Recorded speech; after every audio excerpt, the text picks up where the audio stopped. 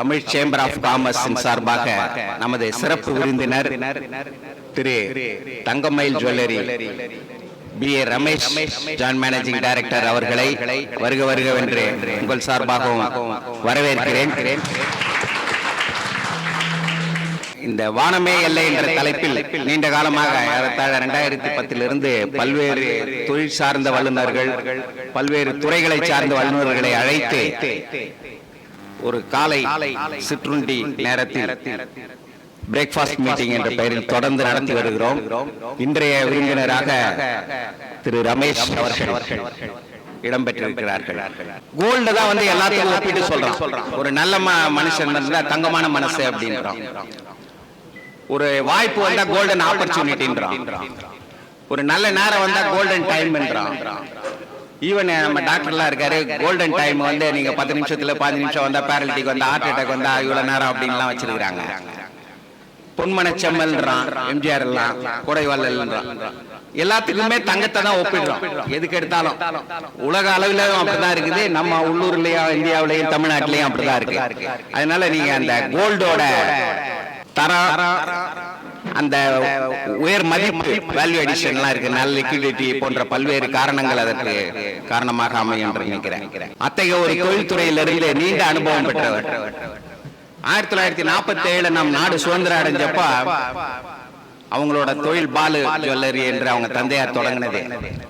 India எப்படி நீண்ட காலமாக வளர்ச்சி பெற்று இன்றைக்கு துரித வேகத்தில் சென்று கொண்டிருக்கிறதோ, இந்த WTO அதுக்கப்புறமா ஃப்ரீ ட்ரேட் இதெல்லாம் திறந்த பிறகு எக்கச்சக்கமான தொழில் வாய்ப்புகள் உருவாகி அந்த மாதிரி அவங்க தொழிலும் பல நீண்ட பாரம்பரியம் மிக்கது. 47 இருந்து 79 80 அவர் வந்து அந்த தொழிலுக்கு வந்திருக்காரு.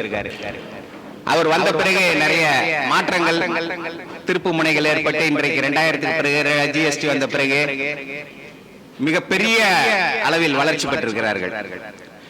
பொதுவா எல்லாருமே வந்து எடுத்தோன்ன ஒரு தொழில வெற்றிகரமா இருந்தாலும் அடுத்து தலைநகரத்தை நோக்கி தான் கிளம்புவாங்க. ஆனா இவங்க வந்து ஒரு வித்தியாசமான பார்வை. Tier 2 Tier 3 சிட்டிஸ்ல முதல்ல எஸ்டாப்ளிஷ் பண்ணி அதுக்கப்புறமா சென்னையை நோக்கி வந்திருக்கிறாங்க. ரீசெண்டா தான் இது ஒரு டிஃபரன்ஸ். பேக்வர்ட் இன்டகிரேஷன்ற மாதிரி அவங்க நிறைய அவங்க தொழில பண்றாங்க. நகை உற்பத்தி எல்லாம் அவங்க எடுத்து பண்றாங்க, தொழிற்சாலை பொற்கொள்ளர் எல்லாம் வைத்து. அது மாதிரி ஒரு டிஃபரெண்ட் ஆட்டிடியூட் ஒரு இது அவர் ஃபாலோ பண்ணியிருக்காரு. அதுதான் ஒருவேளை அவருக்கோட சக்சஸ்க்கு காரணமா இருக்கலாம். ஏன்னா 300 ஸ்கொயர் ஃபீட்ல தொடங்கின ஒரு நிறுவனம் இன்றைக்கு லட்சக்கணக்கான square feet including Chennai 66 showroom, ஒரு ஷோரூம்ல இருந்து 66 ஷோரூமுக்கு முன்னேறி இருக்காரு. அது ஒரு மிகப்பெரிய வளர்ச்சி. நீங்க வந்து எந்த துறையை எடுத்தாலுமே வந்து ஒரு குறிப்பிட்ட நபரோட ஆளுமை திறன், நிர்வாக திறமை, தொழில டெடிகேஷன் சொல்லுவாங்க. அதுக்கப்புறம் அடாப்டிங் டெக்னாலஜி, R&D, இந்த விஷயம் அவரோட ஸ்பெஷாலிட்டி. பொதுவா CSR ஆக்டிவிட்டிஸ் கொடுக்குற முக்கியத்துவத்தை நம்ம R&D கொடுக்கறது இல்லை. அதனாலதான் இவ்வளவு பிரச்சனையாகும். இன்னைக்கு ரா மெட்டீரியல் கிடைக்காம, டெக்னாலஜி டிரான்ஸ்பர் இல்லாம நிறைய விஷயங்கள் நம்ம பின்தங்கி இருக்கிறோம் இந்தியாவில். அது காரணம் வந்து இதுதான், அந்த R&D தான். ஆனா அவரோட தொழில் அவர் அந்த R&Dயும் பயன்படுத்தி இருக்கிறாரு, டெக்னாலஜி அடாப்ட் பண்ணியிருக்காரு. இன்னொன்று வந்து டீசென்ட்ரலைசேஷன் ஆஃப் ஒர்க் அட்மினிஸ்ட்ரேஷன்ல. அதாவது ஓனரே உட்காந்துட்டு கடையை நடத்துறோம், ஒரு கடையை 2 கடையை தான் பார்க்க முடியும். 66 கடையை பார்க்க முடியும். நாளைக்கு 75 100 நோக்கி நடை போட்டுட்டு இருக்காங்க. அவங்க குறுகிய காலத்துல வந்துருவாங்க. அடுத்து 100வது கடை திறந்த பிறகு மீண்டும் அவரை நம்ம தமிழ் சேம்பர் ஆஃப் காமர்ஸ்ல அழைத்து பேச சொல்லுவோம். அந்த மாதிரி இருக்கும்போது இந்த ஒர்க் லோடெல்லாம் ஷேர் பண்ணி யாருக்கு என்னென்ன இது பண்ணணும், கிராஸ் ரூட் லெவல் வரைக்கும். அப்பதான் இந்த அட்மினிஸ்ட்ரேஷனை வந்து வாட்ச் பண்ண முடியும் ஒரே இடத்துல இருந்து. இப்ப நிறைய டெக்னாலஜிலாம் வந்த பிறகு நீங்க சென்ட்ரலைஸ்டு இதெல்லாம் நிறைய வந்துச்சு, அதெல்லாம் அவர் யூஸ் பண்றாரு. அது இல்லாம அவங்களோட குடும்ப வந்து ஜாயிண்ட் ஃபேமிலி, அது ஒரு பெரிய சிறப்பான விஷயம். நம்மளாம் கைத்தட்டி வரவேற்கணும். என்னன்னா எல்லாரும் தெரிஞ்ச ஜோக், ஒருத்தர் நாங்க ஜாயிண்ட் ஃபேமிலினாராம். யாரா இருக்கிறீங்க அப்படின்னா நானும் என் ஒய்ஃப் இருக்கிறான்னு. அந்த மாதிரி இல்லாம அவங்க 3 சகோதரர்கள், அவங்க பிள்ளைகள் எல்லாருமே வந்து ஒரே தொழில தான் கவனம் செலுத்தி வருகிறார்கள், ஒரே குடும்பமாக இருக்கிறார்கள். அது பெரிய விஷயம் இன்னைக்கு இருக்கிற கல்ச்சுரல் சூழ்நிலையில. அதுக்கு அவருக்கு பாராட்டுகளை தெரிவிக்கணும். அக்ரிகல்ச்சர்ல கூட அவங்க ஈடுபட்டிருக்கிறாங்க. ஆடு வளர்ப்பு, பசு வளர்ப்பு, பசுமாடு பராமரித்தல், பண்ணைகள்லாம். இது வந்து ஒரு முக்கியமான விஷயம். அது வந்து கால்நடை செல்வங்கள்னு. இந்த வருஷம் யுனைடெட் நேஷன்ல வந்து மேய்ச்சல் நிலங்கள், புல்வெளிகள், கால்நடை வளர்ப்பதற்காக அர்ப்பணிக்கப்பட்டிருக்கிறது. அந்த தீமை பேஸ் பண்ணி தான் நாங்கள் 2026 தமிழ் சேம்பர் ஆஃப் காமர்ஸோட கேலண்டரையே நீங்கள் நிறைய பேர் இங்கே ரிசீவ் பண்ணியிருப்பீங்க மெம்பர்ஸ் எல்லாம். அவர் அந்த யுனைடெட் நேஷன் ஆர்கனைசேஷன், ஐக்கிய நாடுகள் சபையில் ஏற்பட்ட இந்த 2026 இதை முன்கூட்டியே அவர் வந்து இந்த மாதிரி கால்நடை வளர்ப்பு இதிலெல்லாம் ஈடுபட்டிருக்கிறாரு. அது பல்வேறு பயன்களை தருகிறது. அது செல்வம் மாதிரி கால்நடைன்றது, கால்நடை செல்வம் தான் சொல்லுவோம். அப்போ வீட்டுக்கு வீடு இருந்தது, இப்போ சென்ட்ரலைஸ் ஆகி அது பிரைவேட்டு கமர்ஷியல்னு போயிடுச்சு. அது மாதிரி வீட்டுக்கு வீடு இருக்கும்போது பொருளாதார ரீதியாகவும் சமூக ரீதியாகவும் அதுக்கு ஒரு பயன் இருந்தது. இன்னைக்கு நகரமயமாதல்ல அந்த விஷயங்களை எடுத்து செல்ல முடியல பரவலா. அவர் தன்னோட மென்டரு யாருக்கிட்ட இருந்து என்ன கற்றுக்கிட்ட, அவர் வந்து வாய்ப்புகள் கொட்டி கிடக்கிறதுன்னு அதில் ரொம்ப நம்பிக்கை உள்ளவர்.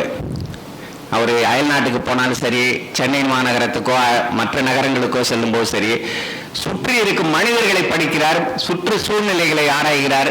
அதனால எங்க வாய்ப்பு இருக்குதுன்றதை அவர் வந்து அப்சர்வ் பண்றாரு. அது ஒரு பெரிய குவாலிட்டி. அது ஹாங்காங் ஷாங்காய் பேங்க், ஐசிஐ பேங்க்லாம் நம்ம போனால் லோன் கொடுக்குறாங்களா, எஃப்டி கொடுக்குறாங்களா, செக் பாஸ் அனுப்பிச்சா கேபிட்டலுக்கு எதுனா இது பண்ணுறாங்களான்றதான் பார்ப்போம்.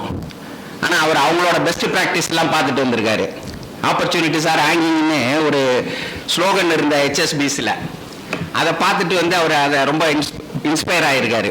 ராயல்ட்டிலாம் கொடுத்தாரு என்னன்னு தெரியல, ஆனால் அது மாதிரி அதுதான் பெஸ்ட். ஏன்னா அனுபவங்கள் அடிப்படையில் பெற இந்த தொழில் முன்னேற்றத்துக்கு உண்டான உத்திகள்லாம் வந்து ஈஸி. நாமளே போய் நாமளே கண்டு உணர்ந்து அதை பண்ணி இம்ப்ளிமெண்ட் பண்ணுறதுக்கு ரொம்ப லேட் ஆகும். அதனால மற்றவங்களோட அனுபவ பாடங்களை படிச்சுக்கிட்டு அதிலிருந்து நாம எடுத்துக்கிறது தான் பெரிய விஷயம். அதை அவர் வந்து கடைபிடிச்சிட்டு வர்றாரு பல வருஷங்களா. நமக்கு எப்படி இந்தியாவில் நான் சொன்ன முதலிய சுதந்திரம் வாங்கினதுல இருந்து அவங்க கடை இருக்குதுன்னு, நமக்கு ஏற்பட்ட தங்க பிரச்சனைகள், கடன் தரம தங்கத்தை அடகு வச்சு மன்மோகன் சிங் பீரியட்ல நம்ம ஒரு மாற்றத்தை உருவாக்கணும். அதுக்கப்புறமா ஃப்ரீ ட்ரேட் ஓப்பன் பண்ணார் மன்மோகன் சிங், நரசிம்மராவ் பீரியட்ல. அது அப்புறம் தொடர்ந்து வந்த அரசாங்கங்கள் அதையே பின்பற்றி வருகிறது இன்று வரைக்கும். அந்த மாதிரி அவருக்கு தொய்வெல்லாம் ஏற்பட்டு இந்த சேவிங்ஸ், நம்ம கொரோனா பீரியட்லாம் நம்ம வந்து சேஃபா இருந்ததுக்கு காரணம் சேவிங்ஸ்ன்னுவோம். அதனாலதான் இந்தியா வந்து மற்ற நாடுகள் மாதிரி அஃபெக்ட் ஆகலை அப்படின்னு. அவரோட தொழில் குடும்பத்திலையும் அந்த மாதிரி நிகழ்வுகள்லாம் ஏற்பட்டு சில தொழில் காரணமாக ஏற்பட்ட கடன்கள் எல்லாம் அவர் அடைக்க முற்படும் போது நாணயம்னுவாங்க. அந்த நாணயம் ரொம்ப முக்கியம். சிகேஆர் ஃபேமிலி அவருக்கெல்லாம் தெரியும். சிகேஆர் ஃபேமிலியில் வந்து ரங்கநாதனோட ஃபாதர் இறந்தப்போ அவர் நிறைய கடன் இதெல்லாம் இருந்தது தொழிலில். அப்போ வந்து நிறைய கடன்காரெல்லாம் நெருக்கடி கொடுக்கும்போது அவங்க குடும்பத்தார்கள்லாம் வந்து அவருக்கு, அந்த அம்மாவுக்கு அட்வைஸ் பண்ணாங்க, சிகே ரங்கநாதனோட மதருக்கு. அவர் இறந்துட்டாரு, இதே காரணமாக சொல்லி இதெல்லாம் கிளியர் பண்ண சொல்லிடுங்க, இது பண்ண முடியாது அப்படின்னு. ஆனால் அந்த அம்மா அப்படி எடுக்கல டிசிஷனு. வீட்டுக்காரர் செஞ்சதோட பொறுப்பு என்னையும் செய்யுது, நான் வந்து அந்த மாதிரி தார்மீக அடிப்படையில் நான் தான் அந்த கடனுக்கு பொறுப்பு இருக்கணும்னு சொல்லி பல காலம் கஷ்டப்பட்டு அதெல்லாம் அடிச்சாங்க. அதுதான் இன்னைக்கு சிகேஆரோ அவங்க அசோக் குமார் மற்றவங்க 4 பேர்ல ஒருத்தர் இறந்துட்டார், ராஜ்குமார், ரவி, இவர் நேச்சுரல்ஸ், அவரெல்லாம் இன்னைக்கு டெவலப் ஆகிறனா காரணம் அந்த தீர்மானமான நேர்மை, நாணயம். அதுதான் அந்த மாதிரி அவங்க குடும்பத்திலேயே ஒரு பிரச்சனைகள் ஏற்பட்ட போது மற்றவர்களால் ஏற்பட்ட பிரச்சனைகளை தன்னோட பொறுப்புக்கு ரெஸ்பான்சிபிலிட்டி, அது ரொம்ப முக்கியம். டியூட்டிக்கு ரெஸ்பான்சிபிலிட்டி டிஃபரன்ஸ் இருக்குது. டியூட்டின்றது செஞ்சுட்டு போயிடுறது அவ்வளோ வேலையை. ரெஸ்பான்சிபிலிட்டி நம்ம செய்கிற வேலைக்கு, நம்ம செய்கிற செயல்களுக்கோ பேசுறதுக்கோ பொறுப்பேற்கிறது. அதுதான் சக்ஸஸை லீட் பண்ணும். அந்த மாதிரி அவங்க அதை பொறுப்பேற்று அவங்க வீட்டு சேவிங்ஸ்ல இருந்த 4 கிலோ முதலீடு பண்ணி இன்னைக்கு இவ்வளோ பெரிய மிகப்பெரிய வளர்ச்சி பெற்றிருக்கிறாரு.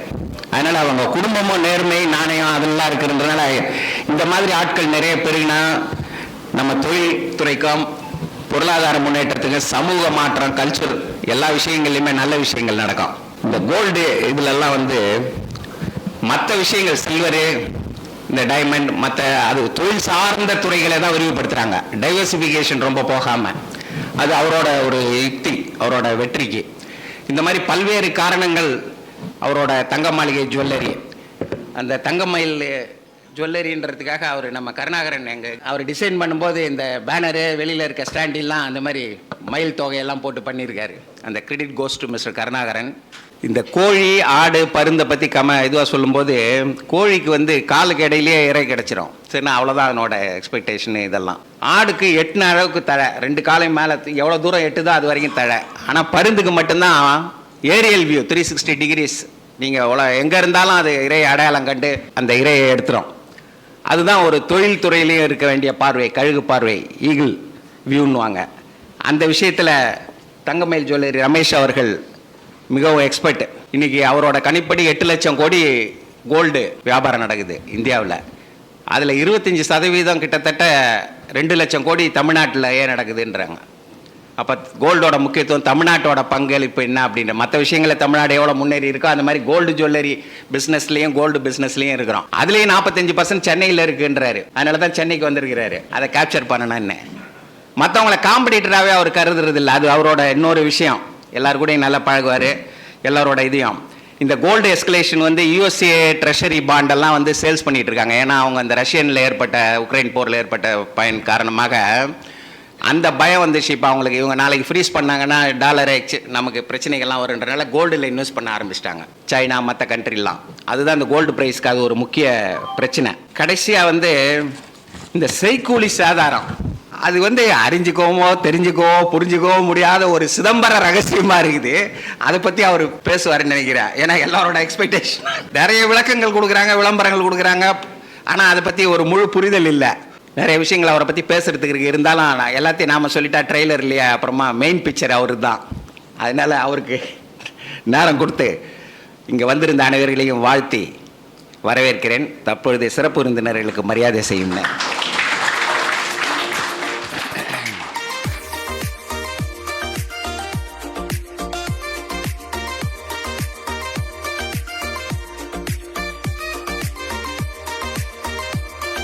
திரு பா ரமேஷ். பா என்றால் என்ன என்று உங்கள் பலருக்கும் ஒரு கேள்வியாக இருக்கும். அது அவருடைய தந்தையின் பெயர் என் பாலுசாமி செட்டியார். பா stands for Balusamy Chettiar and he is based in Madurai. And apart from the introduction what our president gave, there are some more achievements. Yes, he is the president of the Madurai District Diamond Gold and Jewelers Merchant Association, Vice President of Tamil Nadu Chamber of Commerce and Industry, Zonal Committee Member, All India Gems and Jewelry Domestic Council, Director Indian Bullion Merchants Association for Tamil Nadu. Now over to Mr. Ba Ramesh. Hare Krishna. அனைவருக்கும் எனது காலை வணக்கத்தை தெரிவித்துக் கொள்கிறேன். ரொம்ப சந்தோஷமாக இருக்கேன். நான் என்ன பேசணும் அவளையும் உங்கள் தலைவரே பேசிட்டாரு. நம்ம வந்து இந்த மீட்டிங்கை 2 பார்ட்டாக பிரிச்சுக்கலாம். ஒன்று என்னுடைய எக்ஸ்பீரியன்ஸ், நான் வளர்ந்த விதங்கள், இன்றைய காலகட்டத்தில் தங்கம் என்னுடைய பொசிஷன், நியர் ஃப்யூச்சரில் ஓரளவு தான் நான் சொல்ல முடியும். ஏன்னா நான் வந்து பப்ளிக் லிமிடெட் கம்பெனி, நான் ஷேர் ஹோல்டர்கிட்ட தான் நிறைய பேசணும். ஓப்பன் மீட்டிங்கில் லேசாக கோடு தான் காமிக்கலாம். சென்னை மக்கள் என்கிட்ட இருந்து என்ன நீங்கள் கேள்விகள் எதிர்பார்க்குறீங்க, நீங்கள் தாராளமாக கேட்கலாம். அதுக்கு பதில் சொல்கிறதுக்கு தான் நான் வந்திருக்கேன். அது ரொம்ப ரொம்ப முக்கியம். என் கதையை சொல்கிறதுங்கிறது வேறு, உங்களுக்கு என்ன தேவை அதை நான் எப்படி ஃபுல்ஃபில் பண்ணுறேன் அப்படிங்கிறது தான் ரொம்ப முக்கியம். ஸோ இந்த 2 பார்ட்டாக பிரிச்சுக்கலாம். என்னுடைய 45 வருஷம் அனுபவம். 1980 நான் தொழிலுக்கு வந்தேன். அப்பா 47 தொழில் பண்ணாங்க. 79 80 எங்கள் அண்ணா காலேஜ் பிகாம் முடிச்சுட்டு வந்தாங்க. நான் பியூசி ஃபெயில், அதோட தொழிலுக்கு வந்துட்டேன். பியூசின்னா இப்போ நிறைய பேருக்கு தெரியாது, இப்போ உள்ளது +2. அப்போ வந்து காலேஜ் இருந்தது. நான் இந்த விஷயத்தை எதுக்காக உங்கள்கிட்ட சொல்கிறேன், ஏன்னா எனக்கு தெரிஞ்சு போச்சு நான் ஃபெயில் அப்படின்னு. அப்போது நான் பாஸ் ஆகணும், கண்டிப்பாக உழைச்சாகணும். அது மட்டும் இல்லாமல் என்னை சுற்றி நல்லா படித்தவங்கள நான் வச்சாகணும். ஸோ இது 2ம் தான் நான் செஞ்ச மிக முக்கியமான விஷயங்கள். நான் இன்னைக்கு தேதி வரை படிச்சுக்கிட்டு இருக்கேன், தெரிஞ்சுக்கிட்டு இருக்கேன், உழைச்சிக்கிட்டு இருக்கேன். So these are the basic difference between மற்றவங்களுக்கும் எனக்கும் உள்ள அந்த சின்ன சின்ன வித்தியாசங்கள். 1980 பகவான் எங்களுக்கு ஒரு பெரிய ஆசீர்வாதம் பண்ணார். இங்கே நிறைய பேர் பெரியவங்க இருக்கீங்க, தப்பாக நினைக்கப்படாது. இன்றைக்கும் எங்கள் ட்ரேடில், அது மட்டும் இல்லாமல் மற்ற ட்ரேட்லையும் நான் கவனிக்கிறேன், பெரியவங்க பிள்ளைங்கள்ட்ட பொறுப்பை கொடுக்குறதே கிடையாது. பூரா தான் தலையிலே எடுத்து வச்சுக்கிட்டு தான் சொல்கிறான். அது ரைட்டாக இருக்கலாம், தப்பாக இருக்கலாம், அது அது அது அது வேறு சப்ஜெக்ட். என்ன ஒரு ஆசீர்வாதம்னா, நாங்கள் 79 80 கடைக்கு வர்றோம். அப்போ மதுரையில் உலகத்தமிழ் மாநாடு நடக்குது. அந்த நேரத்தில் எங்கள் அப்பா முதல்ல ஹெல்த் இஷ்யூனால ஒரு 15 நாள் ஆஸ்பத்திரியில் பெட் ரிட்டன் இருந்தாங்க. என்ன நினச்சாங்க ஏது நினச்சாங்கன்னு தெரியாது.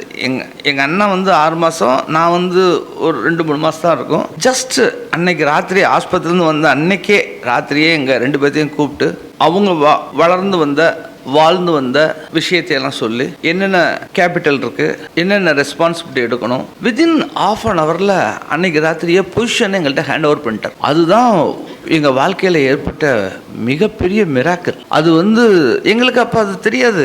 சொல்லுவாங்களா குருவி தலையில் பழங்காய வைக்கிறதுன்னு சொல்லி, எனக்கு அதெல்லாம் தெரியாது. இதை நான் கஷ்டப்பட்டும் நான் வாங்கலை. ஆனால் அப்பா வந்து எங்கள்கிட்ட வந்து வெரி சிம்பிளாக 2-3 கண்டிஷன் மட்டும் சொன்னாங்க. அவங்க எங்கள்கிட்ட ஹேண்ட் ஓவர் பண்ணும்போது சுமாராக 12 கிலோ தங்கம் கொடுத்தாங்க. அன்னைக்கு விலைக்கு அது 7,20,000 ரூபாய். என்ன ரெஸ்பான்சிபிலிட்டி சொன்னாங்கன்னா, ஒர்க்கிங் கேபிட்டலை எந்த சூழ்நிலையிலையும் குறைக்கக்கூடாது. ஏன்னா இதுதான் நமக்கு ஆதாரம், இதை வச்சு தான் நாம் வளரணும். இது ஒரு முக்கியமான பேஸ்.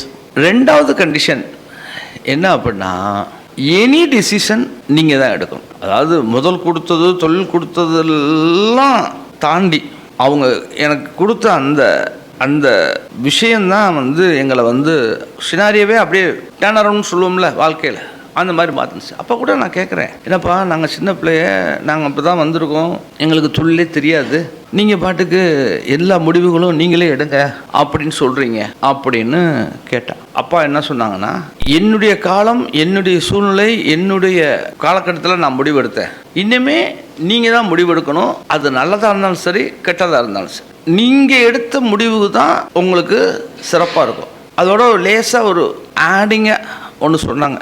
ஏன்னா எங்கள் அப்பா ரொம்ப நான் மனதார அவங்கள நான் ரொம்ப பாராட்டிக்கிட்டே இருப்பேன். அவங்க என்ன சொன்னாங்கன்னா, கடன்பட்ட ஆசை ஜெயிக்காதுப்பா, உன் ஆசை தான் ஜெயிக்கும். எனக்கு அப்போ அதெல்லாம் புரியல. அது என்ன கடன்பட்ட ஆசை? இப்போது எவ்வளோ பேர் நான் இன்ஜினியர் படிக்கலை அப்படின்னு சொல்லி நம்ம பிள்ளை இன்ஜினியர் படிக்க வைக்கிறோம். எவ்வளோ பேர் நான் டாக்டர் பண்ணலை, நீ பண்ணு. அதுலேயே சொல்லுவான், எங்கள் அப்பா என்னை டாக்டர் படிக்க வைக்கணும்னு நினச்சார், நான் படிக்கலை. அதாவது தாத்தா நினச்சாரா, அப்பா பண்ணலையா, அதை பேரன் பண்ணுமா. அந்த மாதிரி எல்லாம் எந்தவித பேர்டனும் எந்த விதமான விஷயமும் சொல்லாமல் எங்கள்கிட்ட கொடுத்தார். என்னன்னு தெரியாமலே பொசிஷனை டேக் ஓவர் பண்ணியாச்சு. இளங்கன்று பயமறியாது. எனக்கு ஒரு பழக்கம் உண்டு. நான் சும்மாவே இருக்க மாட்டேன், சுற்றிக்கிட்டே இருப்பேன். ஒவ்வொரு ஊருக்காக போவேன், ஒவ்வொரு இடமா பார்ப்பேன், இப்படி சுற்றிக்கிட்டே இருப்பேன். அப்படி பண்ணுறது நிறைய விஷயத்தில் சௌகரியம் கூட. நிறைய நான் வளர்ந்துருக்கிறதுக்கு அந்த உலக ஞானத்தை எனக்கு கொடுத்தது ட்ராவலிங் தான். ஜஸ்ட்டு ஒரு 5-6 மாதத்தில் நான் ஒரு பெரிய ஒரு டிசிஷனை எடுக்கிறேன். எங்கள் அப்பா 47லேருந்து 33 வருஷமாக தொழில் பண்ணி வந்திருக்கார். அவர் பண்ண தொழிலெலாம் உக்கழுத்து செயின், தண்டட்டி, சவுடி, ரெட்டவடம், இந்த மாதிரி ட்ரெடிஷ்னல் பேட்டர்ன், அதுவும் கிராமத்து பேட்டர்ன். நான் போய் அப்பாட்ட சொல்கிறேன், காலங்கள்லாம் மாறுது, மாற்றம் ஒன்றே மாறாது, நம்ம பிஸ்னஸை மாற்றணும். நான் இந்த ட்ரெடிஷ்னல் இதை விட்டுட்டு மக்களுக்கு தேவையான லேட்டஸ்ட்டாக ட்ரெண்டியாக டிசைன் ஓரியன்டான ப்ராடக்ட் தயார் பண்ணி நான் விற்க போகிறேன். டோட்டலாக உங்கள் வியாபாரத்தை அவர் 33 வருஷமாக சேர்த்து வச்சுருக்கிற கஸ்டமர் எல்லாத்தையும் நான் வித்தின் 6 மந்த்ஸில் என்ன சொல்கிறேன், நான் சேஞ்ச் பண்ண போகிறேன். அப்போ என் கஸ்டமர் அந்த ப்ராடக்ட் கேட்டாங்கன்னா என்ன செய்வேன், நான் வெளில இருந்தால் வாங்கிப்பேன். உன் கஸ்டமர் பணம் கொடுத்தானா கொடுப்பேன், இல்லைன்னா தரமாட்டேன். நேருக்கு நேர் எதிரும் புதிருமா நிற்கிறோம். சரி, இதை எப்போ செய்யணும்? உடனே செய்யணும். உடனே செய்யணும்னா என்ன செய்யணும்? எங்கள் தங்கத்தொழிலில் ஒரு பெரிய ப்ளஸ் பாயிண்ட் இருக்குது. அந்த தங்கத்தை எடுக்கலாம், உருக்கலாம், மூஸ் போடலாம், அதை என்ன வேணுமானும் நம்ம மாற்றலாம். அதில் நிறைய லாஸஸ் வரும். அப்போ எல்லாம் 22/20, அப்போ அதெல்லாம் உருக்குனா வேஸ்டேஜ் ஆகும். இப்போ நீ செய்கிறதுனால நம்ம நிர்வாகத்துக்கு என்ன லாஸ் வரும்னு தெரியுமா அப்படின்னு கேட்குறேன். ஓ, எனக்கு நல்லாவே தெரியுமே. கிட்டத்தட்ட 25-30% லாஸ் ஆகும். அவர் கொடுத்துருக்கிறது 12 கிலோ, அதில் 30% எவ்வளவு? 4 கிலோ. அவருடைய முதல் கண்டிஷன் என்ன? கேபிட்டல் குறையக்கூடாது. நான் சொல்கிறத செஞ்சால் என்ன ஆகும்? கேபிட்டலில் 1/3 குறையும். உங்கள் அப்பா இருந்தால் என்ன செஞ்சுப்பேன்? சொல்லுமா, எந்திரிச்சு போடா, நான் பார்க்குறேன் உன்கிட்ட கொடுத்ததுக்கு சொல்லியிருப்பாரா இல்லையா? இல்லை கொஞ்சம் இருப்பார். டாக்டர் சார் சொல்லுங்க, நீங்கள் தான் சொக்கலிங்க சார் சொல்லணும். செலவழிச்சிருப்பார் மொத்தத்துக்கு. அங்கே தான் எங்கள் அப்பா இருந்தார். என்றைக்கு உனக்கு நஷ்டம் எவ்வளவுன்னு தெரியுமோ அன்னைக்கே அந்த பணத்தை சம்பாத்தியம் என்ற தகுதி உனக்கு வந்துருச்சு, கோ ஹெட் அப்படின்னார். பிள்ளைகளை நம்பணும் சார். அவன் சொல்கிறத காது கொடுத்து கேட்கணும். பொசிஷனை கொடுத்துட்டோம்னா சும்மா பின்னாடி போய்கிட்டு நுயிங்கக்கூடாது. ஏன்னா அவங்களுக்கு பயம் வருது. அதே பயம் எங்கள் அப்பாவுக்கு இருந்துச்சு. ஆனால் என்னையே நம்பினார். அடுத்து நான் என்னையே நம்பினேன். அவ்வளோதான். அன்னைக்கு ஆரம்பித்த ஓட்டம்தான். எல்லாத்தையும் எடுத்தோம், மூஸ் போட்டோம், கொண்டு போனோம், கோயம்புத்தூர் போனோம். அன்னைக்கே புது என்டலி சேஞ்ச். அப்போ வந்து மதுரையில் சுவாமி சன்னதி அந்த ஏரியாவில் எங்கள் கடை இருந்தது. அதுக்கப்புறம் நாங்கள் வந்து தெற்காவணி முழுவதிக்கு போகிறோம். அப்போது தெற்காவணி முழுவதியில் நுழையும் போதே அப்போது ரொம்ப ஃபேமஸான ஒரு கடை ஓப்பன், சுஜாதா ஜுவல்லர்ஸ்ன்னு சொல்லி ஒரு கடை. அந்த கடை ஓப்பன் பண்ணதெல்லாம் எப்படின்னா, இப்போலாம் என்ன நகை கடை ஓப்பன் பண்ணுறோம். மதுரை மீட்ட சுந்தரபாண்டியன் எம்ஜிஆர் படம் பார்த்துருக்கீங்களா? பத்மபிரியா, உங்களுக்கெல்லாம் தெரியாது நீங்கள்லாம் அந்த காலத்தில் உள்ள. ஆமாம், பத்மபிரியா அந்த பொண்ணும் அந்த சினிமா படத்தில் யானை மேலே ஏறி வரும், அப்படியே அலங்காரம் பண்ணி அந்த மாதிரி அந்த கடையை ஓப்பன் பண்ணாங்க. யானையில் வச்சு, யானை மேலே அம்பரின்னு சொல்லுவோம்ல, அந்த மாதிரி வச்சு நடிகை பத்மபிரியா கூட்டிகிட்டு வந்து அதெல்லாம் மதுரையில் பார்க்கும்போது அடேங்கப்பா அப்படிப்பட்ட ஒரு விஷயம் நடந்துச்சு. அந்த தெற்காவணி முழுவதில் நாங்கள் கடை ஓப்பன் பண்ணுறோம். ஆனால் அவங்க எல்லாமே பெரிய பெரிய நகையாக வைப்பாங்க. நான் அன்னைக்கே சின்ன பட்ஜெட் தான், பெருசே பார்க்கறதில்ல. பிலோ 8 கிராம்ஸில் தான் என்கிட்ட ஸ்டாக்கே இருக்கும். எபோவ் 8 கிராம்ஸில் நான் ப்ராடக்டே வைக்கிறதில்ல. அப்போ கிராமில் எவ்வளவு, 60, 70, 90 இந்த ரேஞ்சில் இருக்கும்போது இன்றைக்கி 15,000. ஸோ அந்த மாதிரி ஓப்பன் பண்ணோம். ஓப்பன் பண்ணால் பொதுவாக கஸ்டமர் பெருசு வாங்குறதுலாம் பெரிய போயிடுவாங்க. சின்ன ஐட்டம் கேட்கும்போது, சாய்ஸ் கேட்கும்போது, அப்போல்லாம் எங்கள்கிட்ட வந்து பிராண்ட்லாம் கிடையாது, நேம்லாம் கிடையாது. ஆனால் ப்ராடக்ட் இருந்துச்சு. வியாபாரம் வந்து ஆரம்பத்திலேயே சூடு பிடிக்க ஆரம்பிச்சிருச்சு. அதில் என்ன ஒரு மாற்றம்னா, நான் நினச்சி பண்ண வியாபாரம் வேறு.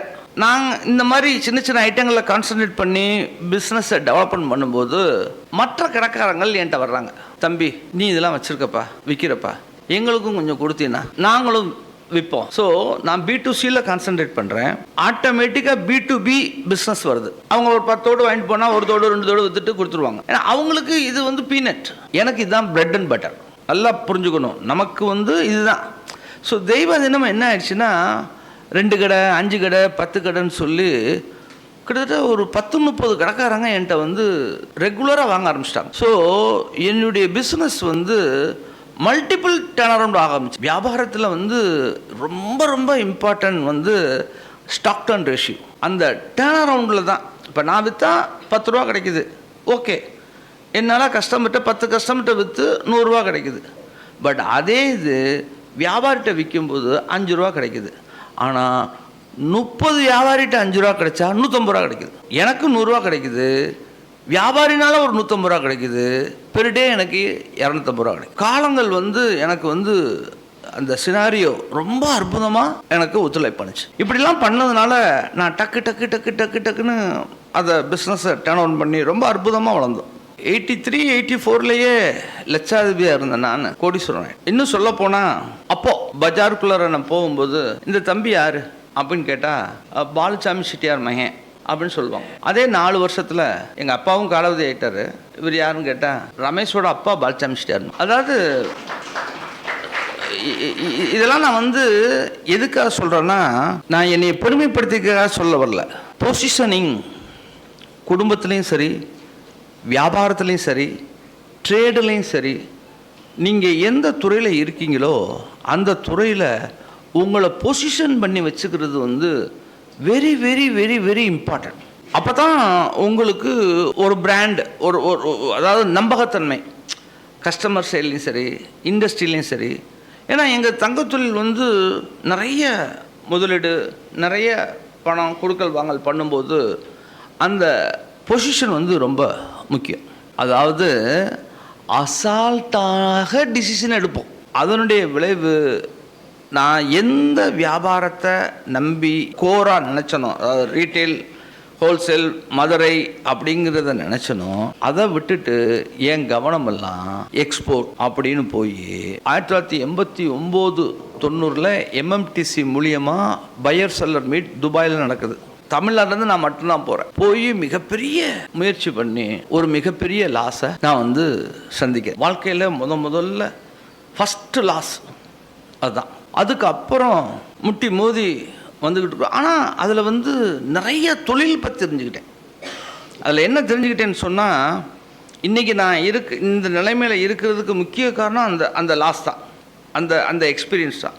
சேட்டை வியாபாரம் பண்ணணும் போகிறேன். ஆனால் அங்கே போய் பார்த்தா மார்வாடி சிந்தி தான் இருக்கான். சரி, அங்கே உள்ள முஸ்லீம் கஸ்டமர்ஸ், இந்த மாதிரி உலகத்தரம் வாய்ந்த கஸ்டமர் வந்து வாங்குவாங்கன்னு நினச்சி அங்கே மார்க்கெட்டுக்கு போகிறேன். அங்கே போய் பார்த்தா அந்த மார்க்கெட்டில் கோல்டு ஷூக்கில் இருந்து வியாபாரம் பண்ணுற கஸ்டமர் பூரா இந்தியாக்காரன் தான். என்னடா அது சம்மந்தமே இல்லாமல் இருக்குது. இந்திய வியாபாரி, இந்திய ப்ராடக்ட், இந்திய மக்கள் எதுக்கு திராமில் கொடுத்து வாங்குறான்? What is the difference? Why, ஏன் இது நடக்குது? அப்போ தான் எனக்கு பொட்டுல் அடித்த மாதிரி ஒரு விஷயம் புரிய வந்தது. குவாலிட்டிக்காக மக்கள் இந்தியாவில் இருந்து வெளிநாட்டுக்கு போய் அந்த தங்கத்தை அது வந்து அப்போ வந்து மெல்ட்டிங் 916 அங்கே கேரண்டி இருக்கும். அப்போ இந்தியாவில் விற்றது பூரா 22/20. அப்போது எனக்கு புரிப்படுது, துபாயில் விற்கிற தங்கமும் சிங்கப்பூரில் விற்கிற தங்கத்துக்கும் இந்தியாவில் வந்து அந்த குவாலிட்டி வித்தியாசமாக இருக்குது. அதனால தான் மக்கள் இங்கேருந்து அங்கே போய் வாங்குறாங்க. ஸோ குவாலிட்டியை தொட்டோம்னா நம்ம ஜெயிச்சிடலாம். ஃபைண்டிங் த கேப், எனக்கு அந்த கேப் தெரிஞ்சு போச்சு. ஆனால் அதுக்கு நான் கொடுத்த விலை ஜாஸ்தி, அதுக்கு நான் கொடுத்த அனுபவத்துக்கு கொடுத்த விலை ரொம்ப ஜாஸ்தி. இந்த சூழ்நிலையில் ஒரு 2 வருஷம் நான் தொழிலை, அதாவது அடிப்படை தொழிலை விட்டுட்டு நான் வெளியேறி போனதில் சில குடும்பத்தில் சில கஷ்டங்கள் ஏற்படுத்திட்டான். அதனுடைய விளைவும் ஒரு பெரிய தொகை நாங்கள் வந்து கொடுக்க வேண்டிய கட்டாயமாச்சு. அது வந்து நான் வாங்காத கடன் எங்கள் மேலே சுமத்தப்படுது. அப்போது உட்காந்து டிஸ்கஸ் பண்ணும்போது எங்கள் அம்மா சொல்கிறாங்க, இல்லைப்பா நம்ம தான் அந்த பொறுப்பை ஏற்றுக்கணும், நாணயத்தை அடைக்கணும். அப்போ நான் உட்காந்து கணக்கு விளக்கெல்லாம் பார்த்து நான் சொல்கிறேன், என்ன சொல்கிறேன், ஏற்கனவே இந்த மாதிரி எக்ஸ்போர்ட் பண்ணதில் நமக்கு இவ்வளோ லாஸ் ஆகிருக்கு. இப்போ இந்த லாஸை நம்ம அக்செப்ட் பண்ணோம்னா பேலன்ஸ் ஷீட்டை பாருங்கள், அசட்ஸ் அண்ட் லயபிலிட்டிஸை பாருங்கள், நம்மகிட்ட என்ன அசட் இருக்குது, நம்மகிட்ட என்ன லயபிலிட்டி இருக்குது, இந்த லயபிலிட்டியை கொண்டு போய் இதில் சேர்த்தோம்னு சொன்னால் நம்ம குடும்பம் 0. இதை நீங்கள் நல்லா புரிஞ்சுக்குங்கோ அப்படின்னு எடுத்து சொல்கிறேன். அப்போது எங்கள் அம்மா, நான் உன்னை நம்புகிறேன், ஒன்றும் தப்பு இல்லை, இதை நீ அடைச்சிரு அப்படின்னு சொல்லிட்டு எங்கள் அம்மா, எங்கள் அண்ணி, என் மனைவி 3 பேர் அவங்க கழுத்தில் கையில் கிடந்த தங்கத்தை ஒரு 4 கிலோ எடுத்து கையில் கொடுத்து, நீ இன்னுமே திருப்பி வா. ஸோ எங்கள் அப்பா கொடுத்த தங்கம் நான் உருவாக்குனது எல்லாம் 21/10/1991 அன்னைக்கு ரமேஷ் பிகம் 0. ஆனால் என்கிட்ட என்ன இருக்குது, தொழில் தெரியும், அம்மா மனைவி அண்ணி கொடுத்த முதலீடு 4 கிலோ இருக்கும். அன்னைக்கு என்ன எனக்கு ஏற்பட்ட என்னுடைய தன் சொந்த பந்தத்தினாலேயே படுத்தப்பட்டதுனால தான் அன்னைக்கு எனக்கு 29 வயசு. எனக்கு தெரிய வருது பணம்னா என்ன, நண்பர்கள்லாம் யார், உறவினர்கள்லாம் யார், பணத்துக்கு இந்த சமுதாயம் எப்படிப்பட்ட மரியாதை கொடுக்கிறது அப்படிங்கிறத முழுமையாக உணர வச்ச பகவானுக்கு நன்றி. ஏன்னா அன்னைக்கு எனக்கு வயசு 29, நான் கல்யாணம் பண்ணிட்டேன், 2 குழந்தையும் பிறந்துருச்சு. ஸோ ஃபேமிலி கமிட்மெண்ட்லாம் இல்லை, பொருளாதாரம் மட்டும்தான். அப்படிப்பட்ட ஒரு சூழ்நிலை எனக்கு ஏற்பட்டதுக்கப்புறம், அதுக்கப்புறம் இன்னைக்கு தேதி வரைக்கும் நான் சினிமாவுக்கே போனது கிடையாது, எந்த விதமான என்டர்டெயின்மெண்ட்டும் பண்ணதும் கிடையாது. ராத்திரி பகல் ஞாயிறு எல்லாம், அதாவது சொல் செயல் சிந்தனை அனைத்தும் தொழிலை தவிர வேறு வேலையே கிடையாது. அப்படி இருந்ததுனால தான் இன்னைக்கு இந்த வளர்ச்சி. அந்த சூழ்நிலையை அப்படியே ஏற்றுக்கிட்டு ரெமெடி என்ன, வாழ்ந்து காமிக்கணும். என்ன காமிக்கணும்? வாழ்ந்து காமிக்கணும். நீங்கள் வாழ்ந்து, நீங்கள் போய் அவங்கள்ட்ட போய் இது நான் வாங்காத கடன், அது அப்படி இது இப்படி அப்படின்னு நீங்கள் சொல்லிக்கிட்டு சண்டை போட்டுக்கிட்டு இருக்கிறதுல என்ன பிரயோஜனம்? நான் முதலே சொல்லிட்டேன், நான் வந்து ஒரு பியூசி ஃபெயில். அப்போது என்னுடைய நிலைமை என்னன்னு தெரியும், என்னுடைய கெப்பாசிட்டி என்னன்னு தெரியும். பட் எனக்கு என்ன தெரியும்? தொழில் தெரியும். 1980 1990 வரைக்கும் உண்டான அந்த 10 வருஷம் எனக்கு வந்து நல்ல அனுபவத்தை 91 தங்க மயில்ங்கிற ஒரு ஷோரூமை தனியாக ஸ்டார்ட் பண்ணுறேன். அதாவது எங்கள் பிரதர்ஸ் எல்லாம் தான், ஆனால் பட் நிர்வாகம் என் கையில் கொடுக்குறாங்க. நாங்கள் கோயிலில் நிர்வாகம் பண்ணுறோம், பெரியவர் கோயிலை பார்த்துக்கிறாரு, தொழிலில் நான் பார்த்துக்கிறேன், குடும்பத்தை என் தம்பி பார்த்துக்கிறேன். அந்த மாதிரி ஒவ்வொருத்தருக்கும் ஒவ்வொரு ஸ்பேஸ். அப்போது 91 தொழிலோட முழு கண்ட்ரோலும் என்கிட்ட வருது. 91 2000 வரைக்கும் தொழிலை வந்து இன்டெப்த்தாக நான் அலசி ஆராயறேன். நான் சொன்னேன் ஏற்கனவே உங்கள்கிட்ட, நான் பல தடவை நான் சுற்றிக்கிட்டே இருப்பேன், பல இடங்களுக்கு போவேன் வருவேன் அப்படிங்கிறத. ஸோ அப்போவே வந்து நம்ம ஊரில் என்ன வியாபாரம், நம்ம மாவட்டத்தில் என்ன வியாபாரம், நம்ம பக்கத்து திண்டுக்கல் டிஸ்ட்ரிக்டில் என்ன வியாபாரம், நம்ம மாநிலத்தில் என்ன வியாபாரம், நம்மளுடைய ப்ரோஸ் அண்ட் கான்ஸ், ஸ்ட்ரென்த் என்ன, வீக்னஸ் என்ன, ஆப்பர்ச்சுனிட்டிஸ் என்ன, த்ரெட்ஸ் என்ன அப்படிங்கிறத வந்து ரொம்ப அற்புதமாக ஸ்டடி பண்ணேன். அப்போது அப்படிலாம் ஸ்டடி பண்ணும்போது எனக்கு தெரிய வந்துச்சு, நான் இறங்கியிருக்கக்கூடிய ஒரு துறை, அது நான் விரும்பி வந்தேனா விரும்பாமல் வந்தேனா அப்படிலாம் எனக்கு தெரியாது. எங்கள் அப்பா பண்ணாங்க தங்கத்துறைக்கு நான் வந்துட்டேன். ஒரு நாளைக்கு எங்கள் அப்பாட்ட போய் கேட்டேன் யதார்த்தம், என்னையா நீ எதுக்கு தங்க வியாபாரத்தில் வந்து அப்படின்னு. அதுக்கு எங்கள் அப்பா ஒன்று சொன்னார், பானை விற்றா பானை லாபம், யானை விற்றா யானை லாபம் அப்படின்னார். ஆமாப்பா எனக்கு புரிஞ்சிருச்சு அப்படின்னு. என்னென்னா தங்க விற்றா தங்க லாபம். புரியுதுங்களா?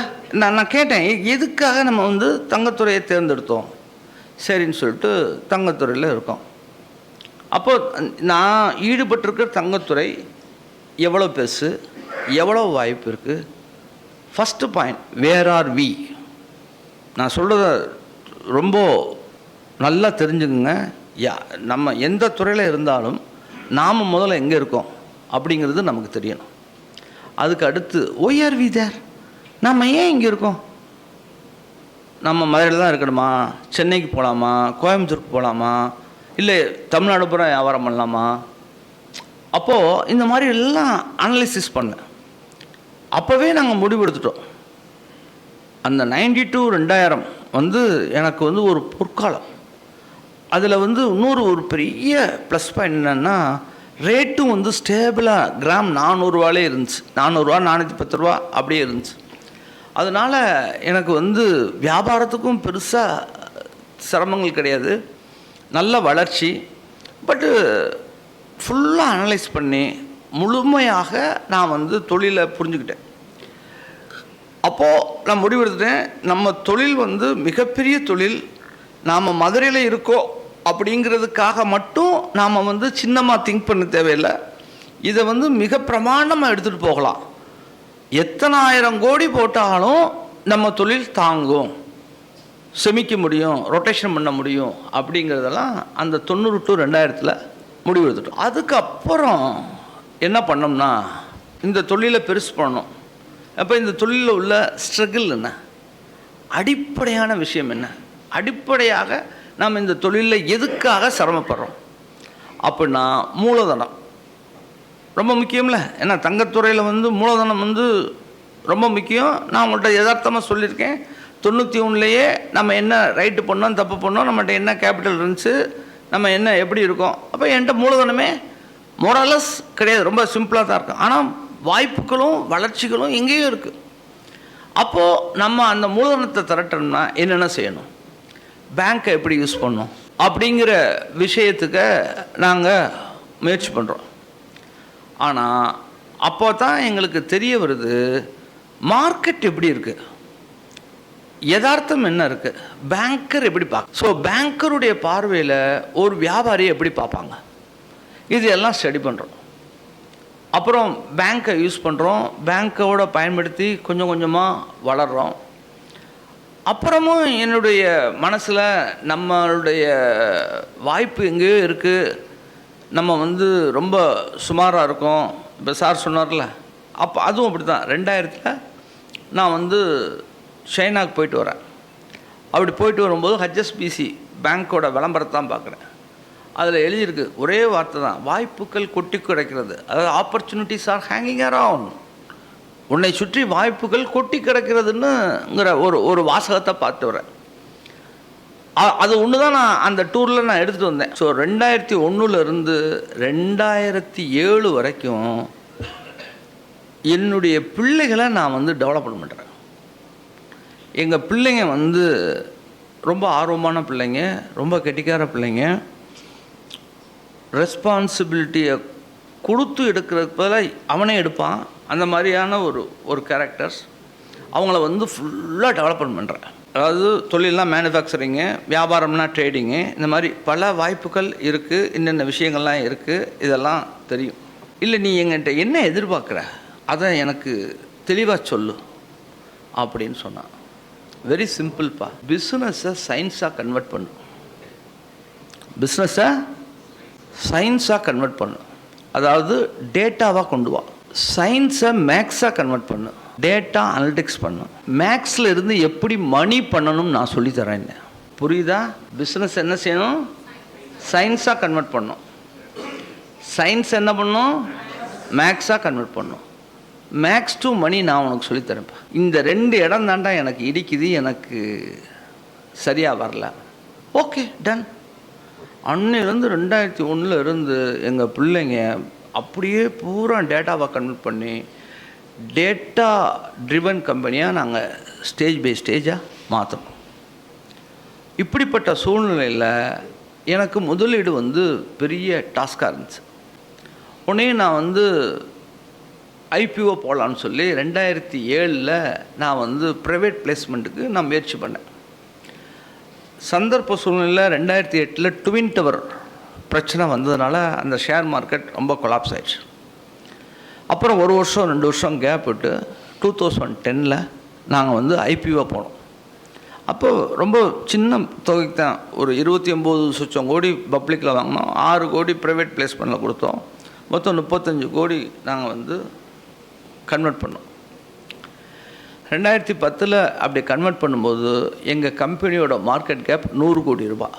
எதுக்காக ஐபிஓ போகணும்? ஃபஸ்ட்டு பாயிண்ட், என்கிட்ட கேபிட்டல் கம்மியாக இருக்குது. கேபிட்டல் கம்மியாக இருக்குது. அப்போது வியாபாரத்தை பெருசு பண்ணணும்னா கேபிட்டல் வேணும். 2வது, நான் இந்த 30 வருஷமாக என்ன பண்ணிகிட்ருக்கேன்? ஆஸ் அ பிஸ்னஸ் மேனாக ப்ராஃபிட் பண்ணிகிட்ருக்கேன். என்னுடைய நோக்கம் ப்ராஃபிட் பண்ணுறதில்ல, வெல்த் கிரியேட் பண்ணுறது. என்னுடைய நோக்கம் ப்ராஃபிட் பண்ணுறது வேறு, ப்ராஃபிட் வேறு, வெல்த்து வேறு.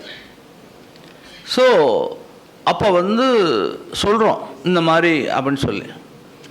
அப்படி செய்யும்போது அன்றைக்கி 5 கடை, மதுரை, ராஜபாளையம், திண்டுக்கல், காரைக்குடி, ராமநாதபுரம். அந்த 5 கடையிலையும் சேர்த்து டாப் லைன் வந்து 450 கோடி பண்ணிகிட்ருக்கோம். பப்ளிக் இஷ்யூ வந்தோம், 100 crores மார்க்கெட் கேப்பில் போனோம். அன்றைக்கி என் ஃபேமிலியோட ஷேர் வந்து அதில் வந்து 65%. 2010 அப்போது நாங்கள் வந்து டீம் ரெடி பண்ணுறோம், டெக்னாலஜி ரெடி பண்ணுறோம், பிஸ்னஸ் ரெடி பண்ணுறோம். எங்கள் இது எல்லாம் செட் பண்ணிட்டு தான் நாங்கள் உள்ளார போகிறோம். இந்த 15 வருஷத்தில் நான் உங்கள்கிட்ட ஏற்கனவே சொல்லியிருக்கேன், சொல், செயல், சிந்தனை எல்லாமே தொழிலை தவிர வேறு எதுவுமே கிடையாது. கடுமையான உழைப்புனாலும் முழு பிரயாசைனாலும் இன்றைக்கி நம்ம கம்பெனியோட மார்க்கெட் கேப் 12,000 கோடி. அதில் எங்கள் ஃபேமிலியோட ஷேர் வந்து 62%. கிட்டத்தட்ட அன்னைக்கு என்னுடைய ஃபேமிலியோட ஒர்த்து எவ்வளவு? 65 கோடி. இன்றைக்கி 7,000 crores. இன்னும் சொல்லப்போனால் அன்னைக்கு நான் வந்து 35 crore வாங்கினவங்களுக்கு இன்றைக்கி 5,000 crore சம்பாத்தியம் பண்ணி கொடுத்துருக்கேன். வெல்த் ஷேர் பண்ணுறதுனால வரக்கூடிய ஒரு வளர்ச்சி. பெறுவதை காட்டிலும் கொடுப்பதில் ஆனந்தமே. நீங்கள் கொடுக்கணும் சார். நான் என்ன கொடுத்தேன்? என்னுடைய எக்ஸ்பீரியன்ஸை கொடுத்தேன். அந்த 30 வருஷமாக எனக்கு கிடைச்ச எக்ஸ்பீரியன்ஸை ஷேர் பண்ண தயாரானேன். இந்தியாவிலேயே எனக்கு தெரிய முதல்ல ஜுவல்லரி ரீட்டைலில் நாங்கள் தான் பப்ளிக் இஷ்யூ வந்தோம். அதுக்கு முன்னாடி டென்னிஸ்க்கு வந்திருக்கு, ஆனால் அவங்க வந்தது வந்து வாட்ச் வியாபாரத்தில். அதுக்கப்புறம் தான் அவங்க வந்து கோல்டுக்கு கன்வெர்ட் ஆனாங்க. அப்படி நாங்கள் போகும்போது மார்க்கெட்டில் வந்து அவ்வளவு ஒரு கஷ்டத்தை நாங்கள் பார்த்தோம். ஏன்னா இது வந்து கேஷ் பிஸ்னஸ்னால் இன்வெஸ்டர்ஸ்லாம் யாருமே நம்பின கொஞ்சம் பேர் தான் என் மேலே இன்வெஸ்ட் பண்ணாங்க. அந்த நேரத்தில் எங்களுடைய இஷ்யூ வந்து 1.12 டைம் தான் சப்ஸ்கிரைப் பண்ணுச்சு. ஸோ அது பெரிய சப்ஸ்கிரிப்ஷன்லாம் கிடையாது. இன்றைக்கெல்லாம் நடந்தால் 50 தடவை 100 தடவை எல்லாம் நடக்குது. ஆனால் எனக்கு ஒரு தடவை கிடச்சா போதும், நான் வந்துட்டேன், ஜெயிச்சுட்டேன், தொழில் பண்ணிட்டேன். அதாவது சார், வேல்யூ கிரியேஷன் வேறு, பிஸ்னஸ் மாடல் வேறு. ஸோ புரியுதுங்களா? எப்படி நம்ம இருந்தோம், எப்படி வளர்ந்தோம், எப்படி ஸ்ட்ரகிள் ஆனோம், எப்படி எதனால் மேல் நோக்கி வந்திருக்கோம். ஓகேயா? சரி, இனிமேல் நீங்கள் கேள்வி கேளுங்க. இதுக்கப்புறம் உள்ளதை பற்றி நான் சொல்கிறேன். ஏறத்தாழ ஒரு 45 நிமிடத்திற்கு மேல் தன்னோட முழு வெற்றி கதையையும், தோல்வி படிக்கட்டுகளை கடந்து வந்ததையும், தன்னுடைய முன்னேற்றத்தையும், சாதனைகளையும் தெளிவாக விளக்கியுள்ளார். இந்த டேட்டா அனாலிசிஸ் இப்போ அதுதான் கோர்ஸ். ஐஐடியில், ஃபாரின் கேம்பஸில் எல்லாமே இன்றைக்கி அதிகமாக நாடுவோம் கோர்ஸ். இந்த data entry, data operation, data analysis மெயினாக அதுதான் இன்றைக்கி ஹார்ட் கோர்ஸு. பின்னால் இருந்து அவர் வந்து தொழிலுக்கு வந்து கிட்டத்தட்ட 60-70 வருஷம் எக்ஸ்பீரியன்ஸ் இது வயசான பிறகு இன்றைக்கி இருக்கிற லேட்டஸ்ட் டெக்னாலஜி என்னன்றதை ஒரு 2010 கண்டுபிடிச்சி அதை தன்னோட அடுத்த தலைமுறைக்கு கடத்தி அதை வெற்றிகரமான சாதனை, அதாவது யாருக்கிட்ட என்ன பொறுப்பை கொடுக்கணும்னு ப்ராப்பர் டூல்ஸை யூஸ் பண்ணணும். அது மேன் பவராக இருந்தாலும் சரி, மெக்கானிக்கல் சிவில் ஆங்கிளாக இருந்தாலும் சரி, சரியான ஆள்கிட்ட சரியான இதனால் இவன் முடிக்கும் என்றாய்ந்துன்னு வள்ளுவர் சொன்ன மாதிரி சரியான ஆள்கிட்ட சரியான பொறுப்பை கொடுக்கணும். எல்லாரும் எல்லா திறமையும் இருக்காது. டாக்டர்கிட்ட போய் இன்ஜினியர் கேட்கக்கூடாது, இன்ஜினியர்கிட்ட டாக்டரை பற்றி கேட்கக்கூடாது. அதை அவர் சரியான முறையில் செஞ்சது தான் அவரோட வெற்றிக்கு மிகப்பெரிய விஷயம். நீ கிட்டத்தட்ட 3750 ரூபாய் சார் ஷேரு உங்களது மார்க்கெட் வேல்யூ. ஓ, ஆஃப்டர். அதாவது அன்னைக்கு, அதாவது 2010 எங்க கம்பெனியில ஒருத்தர் 1 கோடி ரூபாய் இன்வெஸ்ட் பண்ணியிருந்தாங்க. இன்னைக்கு அந்த 1 கோடி ரூபாய்க்கு மேல டிவிடெண்டும் கிடைச்சிருச்சு. அதனுடைய வேல்யூ 110 கோடி. அதான் அவரோட ஷேர் ஹோல்டருக்கும் அவர் வந்து அதான் சொன்ன மாதிரி தோண்ட தான் சுரக்கும், தொட்டனை தூரும் மணற்கேணின்ற மாதிரி அது தொழிலையும் அப்படிதான். அடுத்தவங்களுக்கு நல்லது செஞ்சால் அது நன்மை மல்டிபிளாக பல மடங்காக பெருகும் நமக்கு தொழில். அந்த அடிப்படையில் தான் அவர் இது பண்ணியிருக்காரு. அவங்க ஃபாதரை பற்றி சொன்னார், கடன்பட்ட ஆசை ஜெயிக்காதுன்னு சொன்னாருன்னு. அவர் கடன்பட்ட ஆசைக்கு போகாமல் தான் பட்ட ஆசையில் கான்சன்ட்ரேஷன் பண்ணியிருக்கிறாரு. அதனால தான் ஜெயிச்சிருக்கிறாரு. அவர் இந்த ரிஸ்க் எடுக்கிறத பற்றிலாம் சொல்லும்போது ஏவிஎம் மெய்யப்ப செட்டியாரை பற்றி உங்களுக்கு தெரியும். ஏவிஎம்மோட ஓனர், மிகப்பெரிய திரைப்பட ஜாம்பவான். அவர் வந்து ஒரு கட்டத்தில் இவரை மாதிரி அவர் பசங்கள்கிட்ட பொறுப்பை கொடுத்துட்டார். ஏவிஎம் சரவணெல்லாம் அவர் நம்ம மெம்பரு, பில்டிங் கமிட்டிலாம் இருந்தார். சமீபத்தில் மரணம் எழுதிட்டார். அவர்கிட்ட பொறுப்பு கொடுத்த பிறகு அவர் அன்னைய காலகட்ட சூப்பர் ஸ்டார் ரஜினிகாந்தெல்லாம் வச்சு முரட்டு காலை அதிலிருந்து ஸ்டார்ட் பண்ணி பல படங்கள் எடுக்கும்போது அவங்க அப்பா கிட்ட போய் அவங்கெல்லாம் பட்ஜெட் இந்த தேதியில் ஷூட்டிங் ஆரம்பித்து இந்த தேதியில் ரிலீஸ்ன்னு போட்டு இது போட்டு கொடுத்துருவாங்க. அந்தந்த தேதி பிரகாரம் நடக்கும். அது அந்த மாதிரி கட்டமைப்பு. அந்த மாதிரி பண்ணிட்டு அவர்கிட்ட கொண்டு போய் ஒப்புதலுக்கு போகும்போது வாங்கி பார்த்துட்டு எதுவுமே சொல்ல மாட்டாராம். எவ்வளோ பட்ஜெட்டு அப்படின்னு வரான். அவர் 5 கோடி 2 கோடி 3 கோடி ஏதோ ஒரு அந்த நேரத்து இதை சொன்னோன்னே அப்படி கண்ணை முட்டு சரி சரி செய் அப்படின்ட்டு வரான். இது ஒரு பல படங்களுக்கு தொடர்ந்த பிறகு ஏவிஎம் சரவணனுக்கு ஒரு இது, நம்ம ஒவ்வொரு தடையும் கொண்டு போய் இதெல்லாம் சொல்கிறான். அவர் எல்லாத்தையும் பார்த்துட்டு எவ்வளோ பட்ஜெட்னு கேட்டு சரி ப்ரொசீட் பண்ணிட்டு போகிறாரு. ஒரே வார்த்தையில் ஒரு கமெண்ட்ஸ் இல்லை இந்த ஸ்டாரை போடாத, அந்த ஸ்டாரை போடு, இல்லை இந்த டேரக்டரை போடு, இந்த மியூசிக் டைரக்டர் எதுவுமே சஜஷன் பண்ண மாட்டேன்றாரு. இதை மட்டும் கேட்குறாரு தொடர்ந்துன்னு. ஒரு நாள் அவர்கிட்ட கேட்டார், நீங்கள் என்ன காரணம் அப்படின்னு. அப்போ அவர் சொன்னார், ஏவிஎம் மெய்யப்ப செட்டியார், ஒன்றும் இல்லை, இந்த படம் டோட்டல் லாஸ் ஆகி திருப்பி வந்துச்சு பெட்டி அப்படின்னா எவ்வளோ லாஸ்ன்றது எனக்கு தெரியணும். அந்த லாஸை ரிஸ்க் எடுக்கிற அளவுக்கு என்கிட்ட அசட்டு கெப்பாசிட்டி இருக்கான்றதை மட்டும்தான் நான் பார்ப்பேன், மற்றபடி வேறு எதையும் பார்க்கறது இல்லை. உங்கள்கிட்ட பொறுப்பை கொடுத்த பிறகு நீ தான் நிறைவேற்றணும் அப்படின்னு. அதுதான் அந்த ஸ்டோரி, அவரோட சக்ஸஸ் அது. அந்த மாதிரி பல விஷயங்கள் இன்னைக்கு ஷேர் ஹோல்டரோட மதிப்பு, கம்பெனியோட ஒட்டுமொத்த மதிப்பு, டேர்ன் ஓவர் எல்லாத்துலேயும் முன்னணியில் இருக்கார். இன்னும் பல லட்சக்கணக்கான கோடிகளை அவர் எட்ட வேண்டும் என்று தமிழ் சேம்பர் ஆஃப் காமர்ஸின் சார்பாகவும் உங்கள் சார்பாகவும் வாழ்த்துக்களை தெரிவித்துக் கொள்கிறோம். அவர் சொன்னதெல்லாம் வந்து டேக்அவே வந்து நிறைய விஷயங்கள் சொல்லியிருக்கிறாரு. அது நம்ம சின்ன அளவுலையோ நடுத்தர அளவுலையோ பெரிய அளவுலையோ செயல்படுத்துறது வந்து கான்செப்ட் அவர் சொன்னது, ஸ்ட்ராட்டஜி அவர் சொன்னது. அதை அச்சீவ் பண்ணணும்னா நம்ம அவர் சொன்ன ஸ்ட்ராட்டஜி கான்செப்டை உள்வாங்கிட்டு அதை நம்ம தொழில் வர்த்தகத்தில் பிரதிபலிக்கிறதுக்கு முயற்சிகளை செய்ய வேண்டும் என்று கோரிக்கை விடுத்து அவரை மரியாதை செய்யும் தருணம்.